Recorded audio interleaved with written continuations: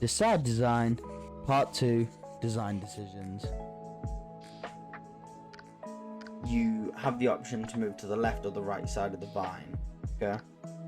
Now moving to the right will get you to the reward much quicker and also the challenge of the unique enemy type. However, moving to the left rewards exploration by giving you extra coins that you otherwise wouldn't be able to achieve. Number 5 is a really little touch, but definitely incorporates a core principle. So when you enter the secret area, you have the option to move to the left or the right side of the vine, okay? Now moving to the right will get you to the reward much quicker and also the challenge of the unique enemy type. However, moving to the left rewards exploration by giving you extra coins that you otherwise wouldn't be able to achieve.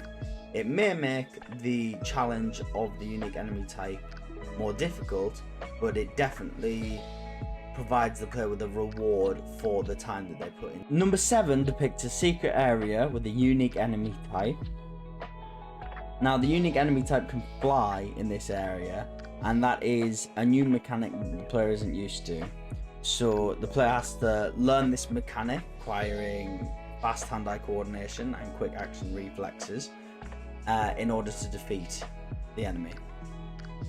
It then means that the player is rewarded with a unique mechanic of their own.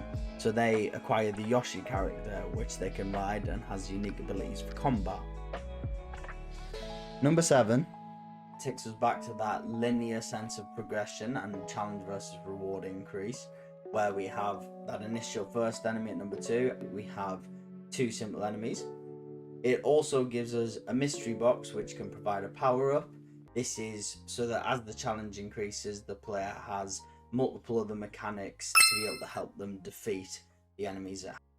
Number 8 again introduces a technically new enemy type in the Bullet Bill. This enemy is much more difficult to beat than the common enemies such as the mushrooms. He can be defeated in a variety of ways, so you can use the upgrade from down at number 8 in order to try and defeat Bullet Bill. Although this doesn't work, you can crouch under the terrain to dodge the Bullet Bill and wait until he is passed overhead. Or you can backtrack to number 4 and jump on top of the bricks to then time your jump with hand-eye coordination onto the Bullet Bill for extra points before progressing through the level. So why are these all important?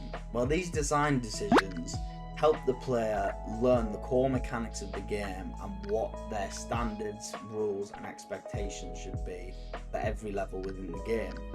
So even when we move on to levels such as swimming areas, there will still be those core principles. There will still be smaller enemies which increase in amount before defeating a larger, more difficult enemy, and there will still be secret areas with unique mechanics and also unique rewards. So if you enjoyed today's episode, please make sure to like, subscribe and hit the notification bell, and leave some comments below on which games, levels, environments you would like me to break down next. Stay safe and keep designing.